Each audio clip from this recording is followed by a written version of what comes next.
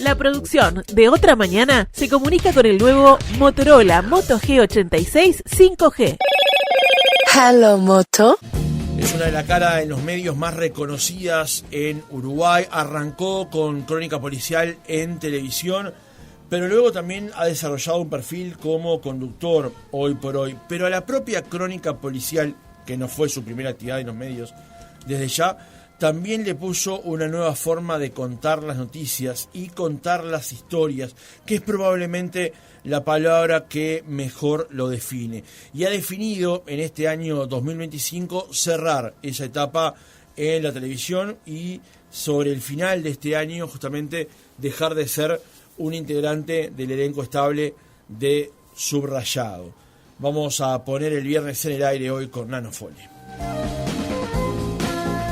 Nano, ¿cómo estás? Buenos días, gracias por acompañarnos. Un placer estar acá. A mí la radio es uno de los medios que más me gusta. Efectivamente. Verdad.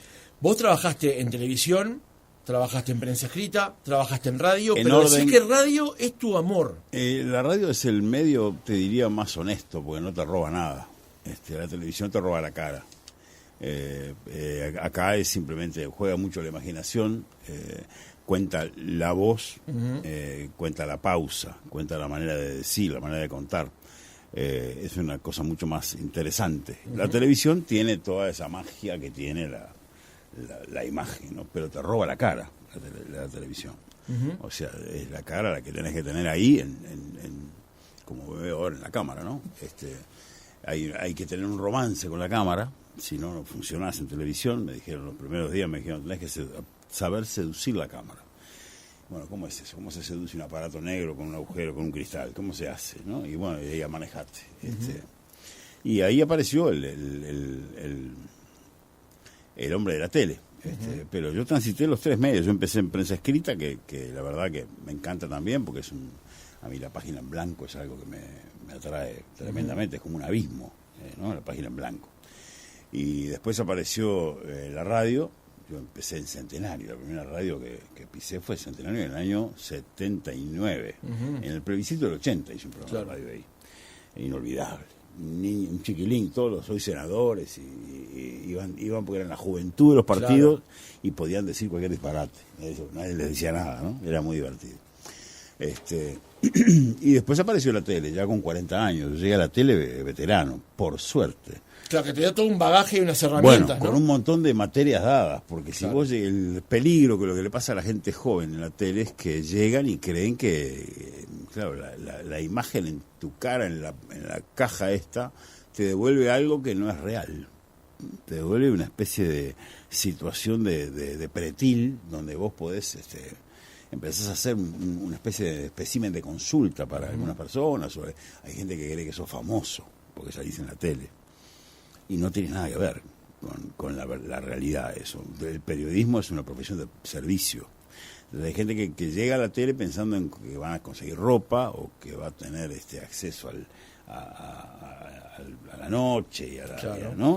O que va a tener unos beneficios. O que le van a dar un auto nuevo, un canje por una... ¿viste? Y pierde la percepción de que esto es una profesión de servicio.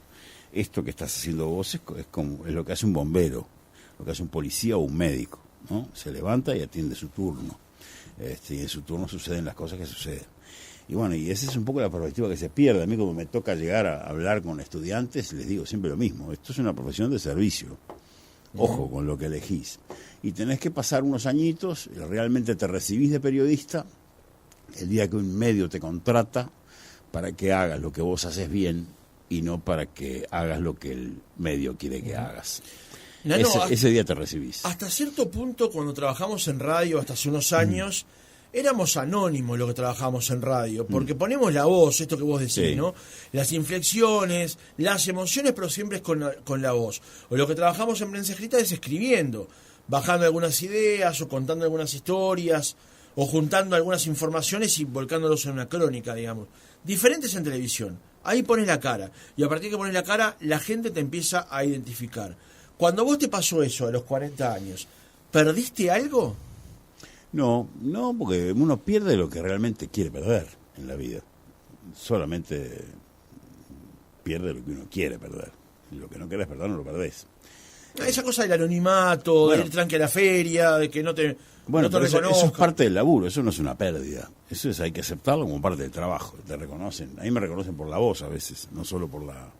Yo pido, a ver cuánto está el tomate, y el tipo se va y me dice, no, folio.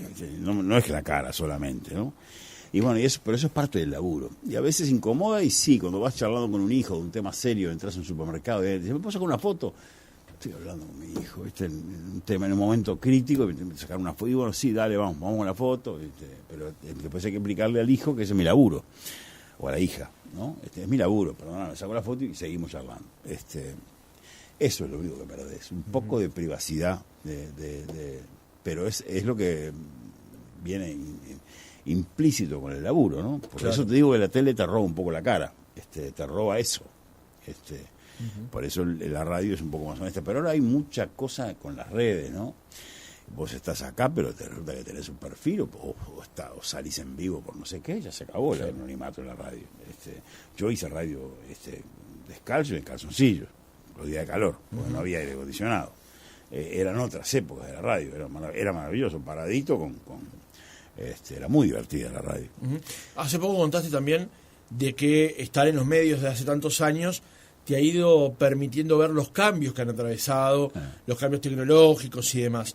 Y cuando mencionaste en particular el de la prensa escrita, los diarios, hablabas de cómo había que fundir los plomos para hacer la radio, imprimir, que quedaba la tinta ahí a medio imprimir arriba de la hoja en blanco. Pero hablabas de la seducción que tenía también ese momento. ¿Por qué lo veías tan romántico a eso? Bueno, porque un diario era un romanticismo. Un diario era un lugar donde se juntaban poetas, literatos, hombres de la política de mayor altura, justamente hombres o mujeres que llegaban a la política para aplicar su sabiduría, no para obtener ni dinero ni poder, que es un poco lo que pasa ahora. Entonces era un lugar donde aprendías un montón. Y bueno, había poetas, literatos escribiendo los diarios, ¿no? Claro. Pero no hace falta simplemente mencionar los literatos y poetas uruguayos para darte cuenta que todos salieron o estuvieron alguna vez en alguna redacción. Entonces, esas charlas después de terminar el diario eran algo fantástico. Y después, departamentos como el de corrección, que ya no existe más eso, eran unos señores y señoras muy emperifollados en un cuarto de vidrio, que eran los que corregían el diario. O sea, eran mejores que los periodistas. Que ya eran buenos. Que ya eran buenos. Entonces, era el que venía a tu escritorio y decía, Aureliano, esta frase, y te corregía tu texto. Y después estaba el taller, que se imprimían las linotipos, que eran máquinas que con calor fundían plomo y con eso se escribía, es decir, una galera, se llamaba una galera, un pedazo de papel largo, claro, donde se imprimía tu primer texto, se corregía y después, si estaba bien, se imprimía. Eso es un proceso de fábrica, ya además. Había un ruido en las redacciones, oía ruido de teclado. Antes eran las Thunderwood que sonaban. Eso. Vos contaste en un caso que cuando ahora enfrentás un teclado, tus compañeros tienen miedo por la suerte de ese teclado. Lo golpeo, porque claro. lo arruinás. Pero yo antes le tenía que pegar una Underwood. Las Underwood pesan 30 kilos. Hay gente que yo hice pesas con la Underwood, no lo usé más. Lo usé para, ¿entendés? Entonces, el teclado había que vencerlo, no era como apoyar suavemente, claro, la yema de los dedos. Claro, exacto. O sea, ahí tenés la diferencia, el tiempo que le tocó vivir a los chicos del teclado y a los chicos de la Underwood. Son personas muy distintas, por eso hay un momento que uno debe decidir irse a tiempo. Cuando alguien se tiene que ir, cuando te das cuenta que lo que decís ya es un poco anacrónico, ¿no? Cuando tratás de corregir a alguien y decir, mira, ese copete que hiciste me parece que está un poco pasado de azúcar. Y te miran como diciendo, vos viejo, ¿por qué no te jubilás? ¿Entendés? Déjame hacer las cosas como yo tengo ganas. Bueno, está bien, hacelo como te parezca. ¿Eso es lo que te está pasando hoy? No es que me esté pasando, eso pasa, le pasa a todos los veteranos, ¿entendés? Que ya viviste una época donde las cosas eran de otra manera, donde el periodismo se hacía de otra manera. Entonces, bueno, hay un momento que decís, ¿qué pasa? Y te pasa que te tenés que ir, loco, que venga otro peludo, ¿entendés? Que venga otro peludo a hacer crónica policial y chao, y se acabó. No te podés aferrar a las cosas. Es como en la vida, lo que hablábamos antes, salía al aire de la vida y la muerte. No te podés prender a la mesa y decir, voy a estar forever acá agarrado en este programa. No. Algún día va a venir otro y se va a sentar en tu silla. ¿entendés? Definitivamente. Y está bueno que el día que ese otro esté por llegar, vos te levantes y le permitas la entrada. Porque si vos te vas a sentar acá adentro y vas a tener un revólver y te vas a parapetar acá porque no quiero irme, la vida se convierte en una tortura para el que viene y para el que se va. Claro. ¿Cómo te llevas con el consejo? Y te lo pregunto de esta perspectiva. Cuando te despediste de Radio Universal hace un tiempo, contaste que en un trabajo vos te tocó llegar el primer día, sentarte en un lugar, no conocías a nadie, nadie te hablaba, pero llegó una persona mayor de esa redacción, te preguntó quién eras, Aureliano Fole, bueno, venga conmigo que lo vamos a presentar. Y te paseó por todas las oficinas. Hace tiempo, entrevistando aquí al Negro Irachet, a Martín Les, que también han dejado ya a Javier Lazarte. ¿Qué tres viejos? Sí. En algunos casos han dicho, bueno, ellos sí largaban algún consejo cuando veían que había receptividad para el consejo. Cuando veían que no, bueno, que pase nomás. ¿Cómo te llevas vos con el consejo cuando eras joven a la hora de recibirlo y ahora que estás en un momento determinado de tu carrera para darlo? Bueno, yo fui un tipo muy rebelde. Fui el primer tipo que usó vaqueros en la redacción del País. Usaba el pelo largo. Siempre cuento la anécdota con Eduardo Navia, que fue el gran jefe que yo tuve en el País, que me decía, usted tiene que usar corbata, Fole, porque un día va a pasar que va a ser el único que va a estar, va a tener que ir a un lugar donde el requisito sea ingresar con corbata y usted no va a poder entrar. Y yo le contaba siempre a Navia en las discusiones que teníamos el cuento que yo había oído verdadero, porque había una persona que lo presenció en el diario cuando Richard Nixon dio una conferencia de prensa por el tema Vietnam, y un periodista, después de todas las preguntas consabidas que había que hacerle al presidente, la pregunta incómoda la hizo alguien desde el fondo, que dijo, Mr. President. Y cuando todos se dieron vuelta, era un tipo que tenía unas botas tejanas, sin corbata, y tenía las patas arriba de una mesa. Y desde ahí le preguntó. Un desubicado, total. Pero el presidente le contestó y le hizo la pregunta incómoda. Entonces yo me parapetaba en ese ejemplo para poder ir de vaqueros, hasta que me pasó lo que nadie me dijo que me iba a pasar. Hubo un evento, una noticia económica, yo era el único que estaba en la redacción, estaba escribiendo, y me dije, vos hay que ir al Victoria Plaza, todavía no era el Radisson, también hizo economía, ahí en un cóctel, mediodía. Dale, camioneta, fotógrafo, arrancá. Y arranqué con una campera militar, toda rota, un vaquero roto las rodillas, campeón, el pelo por acá y una barba. Y claro, era año 78. Eras un revolucionario bajando de Sierra Maestra. Claro, entonces entré en el radio y me agarraron. ¿A dónde va? No, un periodista del País no importa, señor. Esto es un cóctel. Y acá me tuve que volver al diario. Y esperar que viniera alguien con corbata y saco. No nos perdimos la noticia, pero de todas maneras yo no pude entrar. Entonces durante los siguientes 25 años usé saco y corbata sistemáticamente, coleccioné corbatas. O sea, aprendí en carne propia que Navia tenía razón, don Eduardo Navia. Y después tuve que desprenderme de eso en el Canal 10, cuando fui a mi primera cobertura en el 40 Semanas, vestido de traje y corbata, y me di cuenta que era un desubicado, que nunca se me iba a acercar nadie. Iba a ser una especie de muñequito de torta ahí inserto en un lugar donde no correspondía. Entonces planteé en el canal, déjenme ir, no me den ropa, yo me voy con mi ropa. Entonces empezó una parte de la televisión que yo hice a mi manera. Yo iba con mi ropa, con la misma ropa con la que iba al supermercado de noche. Entonces la gente que me veía en la tele, me veía después en el súper, yo, pues este loco es el mismo que yo vi hoy. No es que ves un tipo... Y a partir de ahí resolví también no maquillarme. Es otra cosa que resolví un día y me peleé con un pueblo, pero yo hace 8 años no me maquillo, 9. Porque estas son las cicatrices que yo tengo, las cicatrices del tiempo.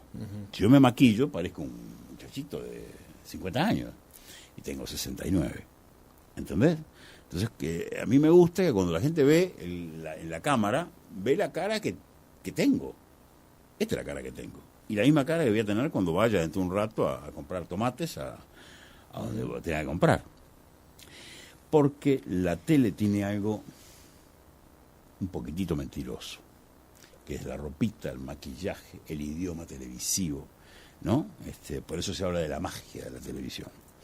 La magia, para mí, va por otro lado. La magia es porque vos comprendas lo que está sucediendo y que alguien te lo cuente de manera tal que vos lo entiendas. Ahí, para mí, se opera la magia.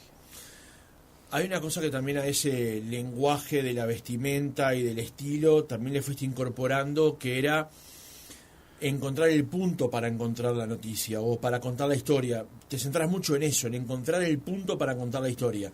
Porque vos podías hacer un copete con una vaca al lado que te estaba lamiendo o saliendo de un freezer, pero nunca terminaba por ser una tontería, sino era encontrarle el punto a contar la historia, digamos. ¿En qué momento te empezaste a liberar y salir también de esa cosa acortonada, no solamente en la vestimenta, sino a la hora de crear la historia a contar? Bueno, es que cuando te das cuenta de que la historia no está donde en principio parece que está. Lo mismo pasa en la vida. Uno tiene una percepción de las cosas que no es del todo real. Uno tiene que realmente ir un poco más a fondo para encontrar dónde están las cosas que importan. Y con la noticia y las historias pasa eso. La verdad es una quimera. ¿Tá? El que te diga, yo te dije la verdad, ya te está mintiendo. Yo hago un acercamiento a la verdad, sobre todo en las noticias televisivas, con el tiempo y las cosas que uno ve, ¿no? Haces un acercamiento a la verdad. Entonces, ¿cuál es el punto y cómo debe estar uno para intentar acercarse a la verdad? Tiene que tener un montón de elementos que casi son como una receta de cocina. ¿Entendés? Por eso el punto.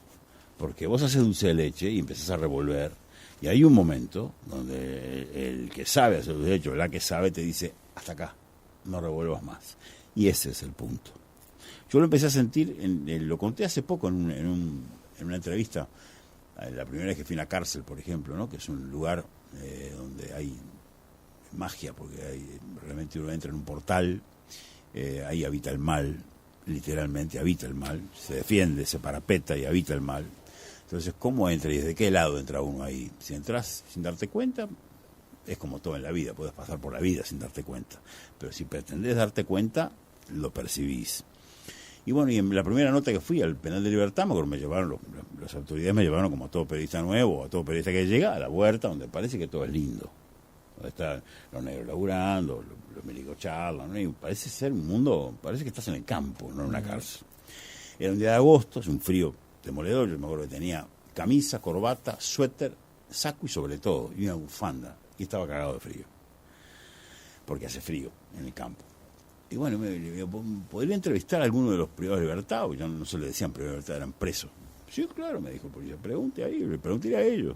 Bueno, me acerqué a uno, me acuerdo que era un tipo todo tatuado, me acuerdo claramente porque no estaba de moda todavía, un hombre grande, corpulento, rapado, y le digo, buen día, disculpe, soy de Canal 10, me interesaría hacer una nota. El tipo me mira así y me dice, bueno, no hay problema. Perfecto, ¿bien? Llamo al camarógrafo y me dice, de espalda te pediría porque tengo 2 hijas que no saben que estoy acá. Primer golpecito en el pecho, ¿no? Bueno, empezamos la nota, estaba por drogas, drogas en aquel momento era todavía algo medio casi poético, ¿no? Hoy es de todos los días. Y yo estaba haciendo la nota con el tipo y el tipo estaba sin camisa, en cuero. Y yo decía, ¿qué está pasando acá que no estoy viendo? ¿Viste? Que no veo. ¿Qué es lo que le tengo que preguntar a este tipo que no me estoy dando cuenta? Y en un momento me salió la pregunta. Después le pregunté todo lo que yo me parecía periodísticamente viable.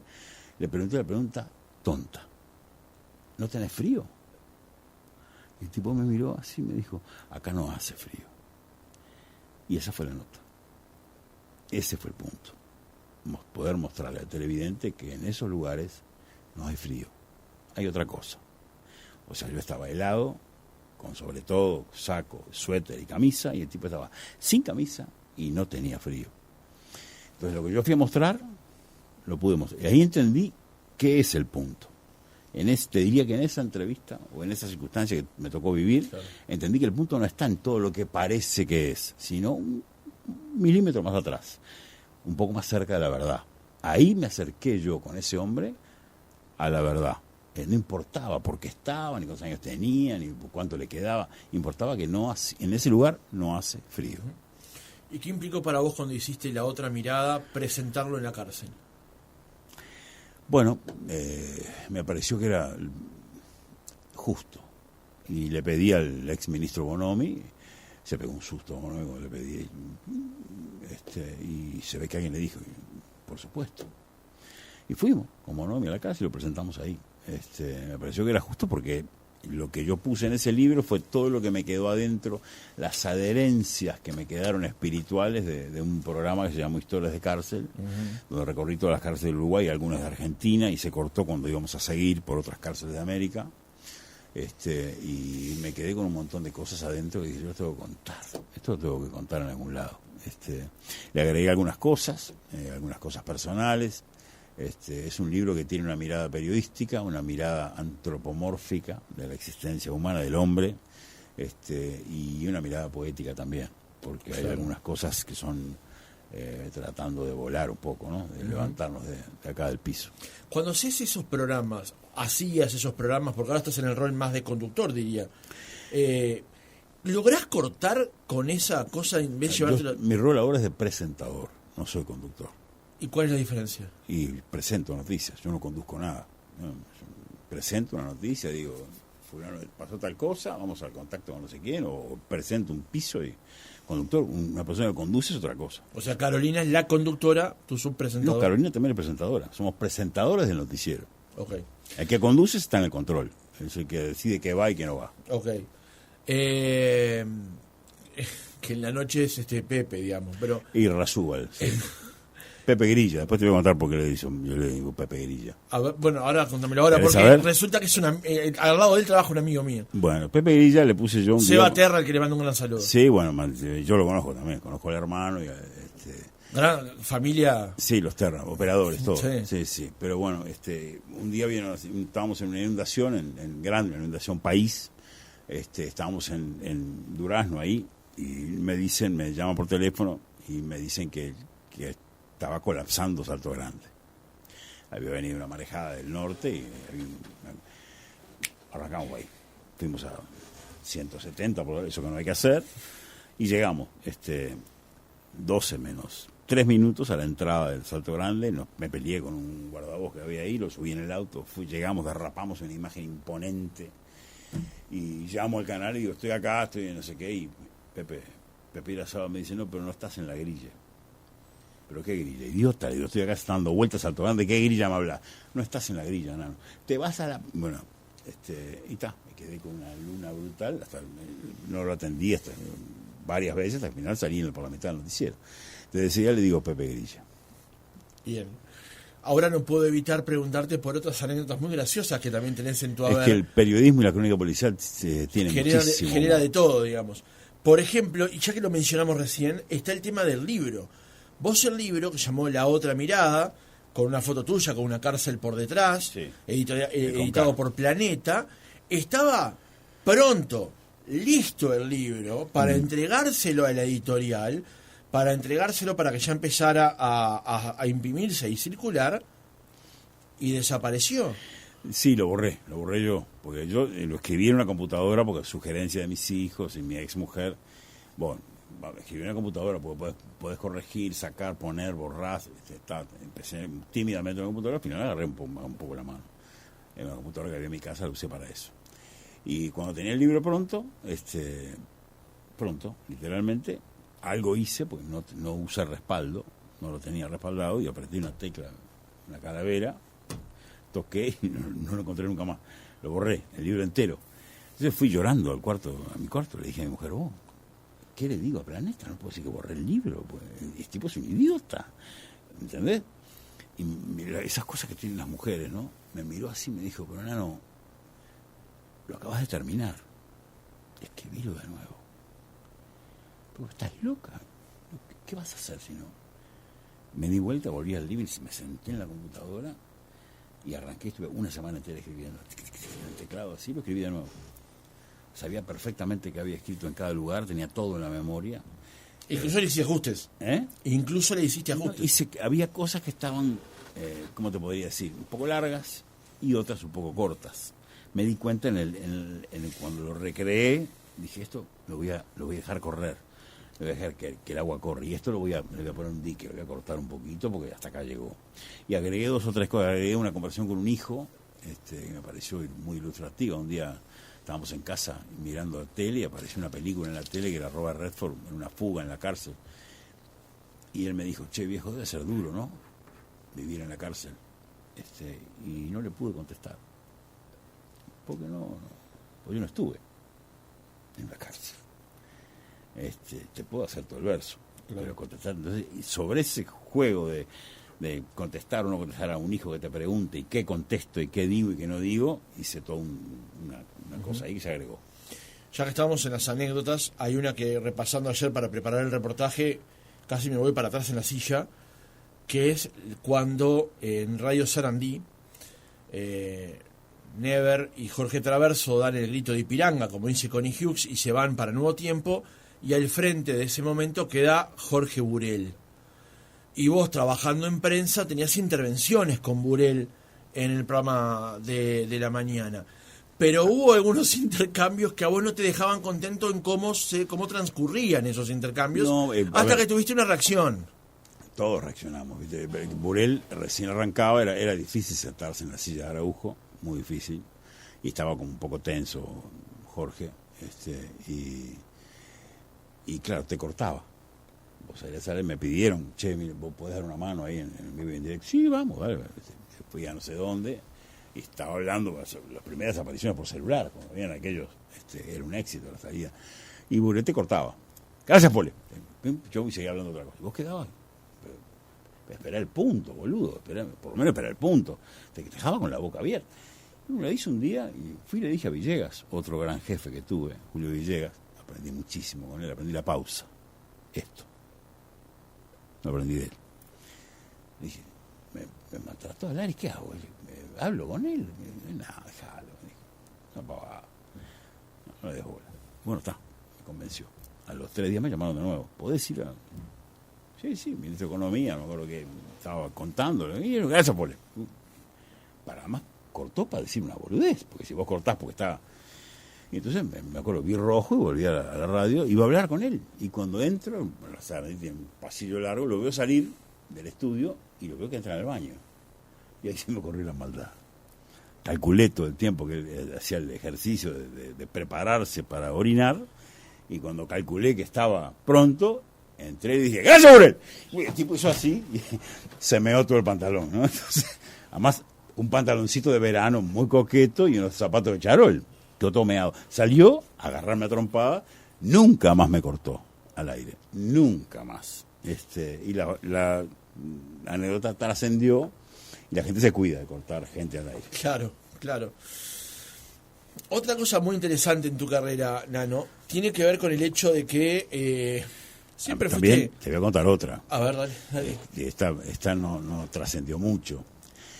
Trabajar con Blanca Rodríguez, cuando te sentabas ahí, era muy tenso. Y Blanca hacía preguntas insólitas. Siempre hizo preguntas insólitas. Y era como Columbo, hacía preguntas insólitas con sentido. A veces no. Entonces yo le tenía pavor a la pregunta de Blanca, ¿no? Pero cuando me senté en el estudio, era peor. Un día presentamos un tape fantástico, de esos que son para llorar de risa. Era una nota a una señora que le habían robado en el piso 9 el hombre araña, una señora mayor. Me dice, me desperté y había un señor al lado de la cama. Y dice, ¿usted quién es? Yo soy el hombre araña. Spider-Man, dice la vieja.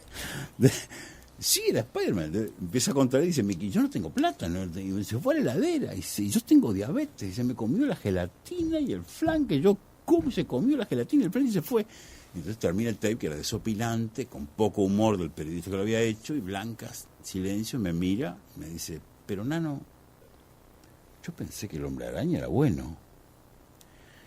¿Qué le contestabas? No hay respuesta. Entonces la miré y dije, hoy te voy a contestar. La miré y le dije, sí, pero le comió el duraznito. Bueno, Blanca se puso seria así, presentó el siguiente tape, muy profesional, pero nunca más me hizo esa pregunta. No, claro, nunca quedó más. Completamente... Le comió el durazno, pero había comido un durazno y no me acuerdo. Como la señora diabética. Hablando de preguntas insólitas, vos eras en un momento te habías transformado en el periodista especialista en preguntas insólitas. Esas conferencias de prensa que son enormes, no eran largas, preguntas. Una letanía, que ya sabemos lo que va a decir, que muchas veces en la cuarta pregunta se empieza sí, de vuelta. Era una ironía lo mío. Era una ironía lo tuyo era para terminar todos. En la conferencia con unas preguntas fuera de lo que estaba habitualmente. Era una ironía. ¿Por qué comenzó eso? Porque comenzó por ver cómo somos los periodistas, cómo éramos y cómo empezó a desarmarse todo esto que es una profesión fantástica, cuando los periodistas preguntan sin escuchar realmente lo que el tipo dice, y preguntan una cosa, otra, y preguntan 1000 veces lo mismo.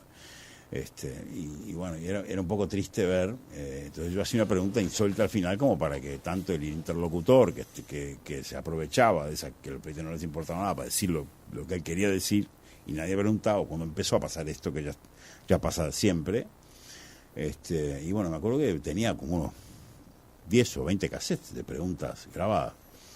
Empezó con aquel presidente de Antel en el gobierno de Valle, que empezó a cambiar la matriz analógica, Braco, la matriz analógica a la digital. Entonces empezó a hablar de WhatsApp, y un día le dije, lo encontré y le digo, ¿sabe una cosa, Braco? La gente no tiene idea que es Antel, WhatsApp. ¿Por qué no convoca una conferencia de prensa y le explica a los periodistas, para que los periodistas puedan explicar? Porque nosotros tampoco somos expertos. Buenísima idea, me dijo. Mañana lo hago. Convocó. Yo fui también a la conferencia. Sándwichitos, jugo de naranja, un pizarrón. Braco era un tipo serio. Y Braco dice, muy bien, explicar, empieza. Y los periodistas empezamos, juguito de naranja, morfar los años, empezamos a hablar de los pelotudeces que hablamos todos los periodistas cuando estamos en la espera. Y nadie le daba bola a Braco, ¿no? Yo empecé a sudar, porque dije, ese es el periodismo, yo te digo, que desapareció. Y terminamos y Braco dijo, bueno, ¿entendieron? Sí, entendieron. ¿Podemos hacer una nota? Querían una nota con Braco. Volver a la radio con una nota con Braco y dijera cualquier boludez, no importaba, los títulos se lo ibas a encontrar. Sí, claro, dijo Braco. Y empezó la nota y Antel, WhatsApp, nadie preguntaba, nadie seguía, todo el mundo sin entender nada, ¿no? Entonces me dio como una furia, pero no furia, sino una sensación extraña. Y en un momento cuando vi que nadie más preguntaba, yo miraba, veía que nadie más preguntaba, le digo, presidente, ¿qué nociones tiene de la clave Morse? Entonces Braco me miró, se tentaron los periodistas, y ahí empezó el fiasco. Después me acuerdo que había un ministro de Ganadería de Valle que tenía una mirada como Toruna, Fernández, ¿sabes? Que tenía unos ojos como vacunos, un gordo, fornido, con una mirada que te miraba y te parecía que había que torearlo, era enorme además. Y un día inauguraba el Prado con la noticia de la trazabilidad. Y ese día habían tirado las torres gemelas, el día anterior. Entonces, el gordo quería hablar de la trazabilidad, no le preguntes por otra cosa. Y empezamos con todos los cronistas agropecuarios que no sé si te fijaste que son como novillitos, todos son anchos de espalda, de comer asado, ¿viste? Son todos iguales, son todos anchitos de espalda, como novillos, no son novillitos, todos muy... Y empezó la nota, los periodistas de Casa de Gobierno y los novillitos de agro, ¿no? En el Prado. Éramos 500.000 y todos rodeando el gordo así. Y bueno, 40 minutos de la trazabilidad era ineditable, no había título. Y entonces en un momento le digo, ministro, cuando vi que nadie me preguntaba, me mira y le digo, este éxito que el Uruguay tiene, la trazabilidad, ¿tiene algo que ver? ¿Hubo algún contacto? ¿Tiene un punto de inflexión que nos relacione con Osama Bin Laden? Entonces, y el gordo me mira así, abre los ojos y me dice, yo a ese señor no lo conozco, me contesta. Bueno, y a partir de ahí, de la carcajada general de todo el mundo, empezó la joda. Porque me contestó que no lo conocía. Y ahí empezó la broma. Me acuerdo que había algún periodista de búsqueda, un editor de búsqueda viejo, ya se murió, Paulillo, gran periodista, que un día me dijo, vos tenés que editar esto, hacer un libro con estas preguntas. Y nunca lo hice. Yo creo que hay cosas que es bueno que se las... ¿Por miedo a borrarlo? No, yo creo que hay cosas que son buenas que se las lleve el tiempo. Claro. Después entendí que no, que tenía razón Paulillo, que había que haber guardado ese registro y de repente haberlo conservado. Para algo existe el freezer. Seguiría hasta el mediodía, pero hay una pregunta que no te puedo dejar de hacer. Vos en este momento has definido poner una pausa en tu carrera, el punto de tu carrera justamente a esta edad y en este momento. ¿Vos sabés qué edad tengo? Acabas de decir, 69. Cumplo 9 ahora en marzo. No. Pero en Subrayado están en una etapa de cambios casi que permanente. Tal vez el punto más importante de los cambios fue la salida de Blanca y que el cargo ahora lo tenga de presentadora, lo tenga Carolina. ¿Cómo estás viviendo ese proceso y en particular cómo viste la salida de Blanca? Bueno, a ver, yo creo que los procesos son procesos, ¿viste cómo es? Hay una renovación generacional, hay una renovación de tiempo. Blanca pasó una vida entera sentada ahí. O sea, Blanca era una mujer que no tenía, no había teatro, no había cumpleaños, no había festejo, durante 30 años tuvo eso, y nos faltaba porque sí. Yo la vi hacer el noticiero casi sin voz, fraguando la voz, haciendo un esfuerzo, la vi hacer esas cosas, la vi hacer con conjuntivitis, sintiéndose mal. Un día tuvo una bajada de presión, vino el SEM, me acuerdo que venía el noticiero y al final tuvo que venir alguien, y me acuerdo, no me olvido nunca más, que me la sacaron en silla de ruedas y me agarró la mano y me dijo que no me vean en silla de ruedas. Blanca era un ave. Blanca desplegaba las alas, era un gusto sentarse al lado de ella, un placer, era un aprendizaje continuo. No me acuerdo en qué ciudad del interior se prendió, fue un teatro, una noche cualquiera, y Blanca sabía quién había sido el arquitecto que lo había construido y con qué obra se había estrenado. Obviamente estamos hablando del año 40, 45 o 50 quizá. Entonces eso es una conductora, ¿entendés? Cuando se prendió fuego la iglesia en París, pudo explicar 5 o 6 cosas que el común denominador de nosotros no conoce. Entonces, claro, es una profesora de literatura, es una mujer que tiene un conocimiento distinto, no es solo periodista. Bueno, entonces la salida de Blanca es una salida importante. Además es una presencia que te acompañó durante 30 años. Claro. Pero bueno, hay que cambiar. Lo mismo pasó cuando se fue Traverso. Era una dupla. Pasó a quedar Blanca sola. Y son los cambios que tienen los medios, ¿no? Por eso yo me siento tranquilo. Creo que hay un momento que uno dice, bueno, a ver, ¿te tenés que ir? Y sí, te tenés que ir. Pero esta decisión la tomaste... ¿Qué te apuró para tomar la decisión? No, ¿te apuró algo o no? Vos ya está, es el momento. Hace 4 años que tengo edad jubilatoria. Más de 4 años. Lo he hablado, bueno, se iba Blanca, o Blanca estaba pensando en irse, espera un poco, bueno, muy bien, se fue Blanca, espera un poquito más, bárbaro, pero yo tengo, es la edad que tengo, que te acabo de decir, 69 años voy a cumplir. Tengo edad jubilatoria, o sea, me tengo que ir, y estoy cansado, tengo 45 años de laburo, ¿entendés? Tengo ganas de regar el jardín, de escribir lo que tenga ganas, de hacer algún viaje, de mirar la vida pasar, ¿entendés? Estoy un poco cansado de la noticia, de perseguir noticias que a veces no tienen el peso específico o la influencia en nuestra vida espiritual como tenían antes. Perseguimos noticias que son babaditas, ¿no? Entonces, eso me tiene un poco cansado. Entonces, bueno, yo capaz que haría un programa parecido a Uruguayos por el Mundo o algún programa parecido, haría. Pero para eso estás... No sé si estoy tampoco, no sé, pues ya lo hice, ¿entendés? El tema es que ya lo hice. Yo hice un programa en virtud de la crónica policial y cómo funcionaba. Hicimos aquel primer Víctimas y Victimarios, fue un ciclo fantástico. Le mando un saludo a Mauri Almada, que fue parte de ese equipo. Fue parte, con casos policiales vistos un poco más a fondo. De ahí vino Historias de Cárcel, porque entendimos que había historias atrás de los casos y muchos de esos estaban en la cárcel. Fue otro ciclo impresionante. Después vino Retrato Hablado, que fue un ciclo muy lindo que se cortó, pero un ciclo muy lindo. Y después vino Uruguayos por el Mundo. O sea, yo tuve siempre un programa al aire que me permitió no solo hacer la crónica policial, que la seguía haciendo, sino hacer otro, ahí sí de conductor, ¿entendés? Claro. Yo creo que conductor es una persona que en alguna medida elabora algo con las manos. El periodismo para mí, si no hay una elaboración personal de lo que vas a presentar, presentás el trabajo de otros, sentado en el noticiero. Conduciendo un programa es distinto, por más que estés entrevistando, que hay algo, una elaboración que vos presentás o algo elaborado o que direccionás hacia un lugar. Esa es la diferencia. Entonces ya hice todos los programas que yo podría llegar a hacer. No persigo éxito, no me interesa, es una cosa que no lo persigo, no me mueve nada, tampoco el dinero. Entonces, ¿qué tenés que hacer, Pole? descansar un poquito, ¿también? Dedicarte a regar el jardín, a estar a esa hora tan linda del atardecer, puede estar de repente tomando unos mates en la playa, ¿viste? Ir a un montón de lugares y cosas que tengo ganas de ir y que nunca puedo.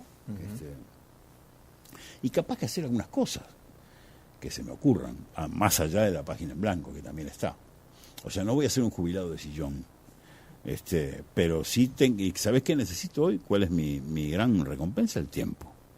Es lo que yo necesito. Empecé a necesitar tiempo, más que otra cosa. Tengo 69, me operé de 2 cánceres ya, subí al ring 2 veces con el cáncer, lo cagué a trompada, boom, volvimos a la silla, pero está ahí. Entonces yo necesito tiempo, quiero tiempo, es lo que quiero comprar. Entonces es algo que a veces decimos, pero ¿cómo? Hay gente que me dice, vos tenés que quedar. No, no me tengo que quedar, me tengo que ir. Entiéndanlo, me tengo que ir. Porque el uruguayo es una cosa como que se aferra, ¿viste? A lo que no quiere soltar, ¿no? Como lo mismo que a la vida. Yo tuve que tener un cáncer y una operación grande, la primera de todas, para aprender que la vida es simplemente 3 pasos hasta llegar a la muerte. Y no hay ningún drama ahí. Es el camino transcurrido. Pero bueno. Me quedaría hasta el mediodía escuchándote. Tenemos que hacer acá una pausa. Gracias por venir, gracias por contarnos parte de esa historia y que ahora esa zanahoria sea esa página en blanco que ojalá la llenes. Está llena ya está. Gracias.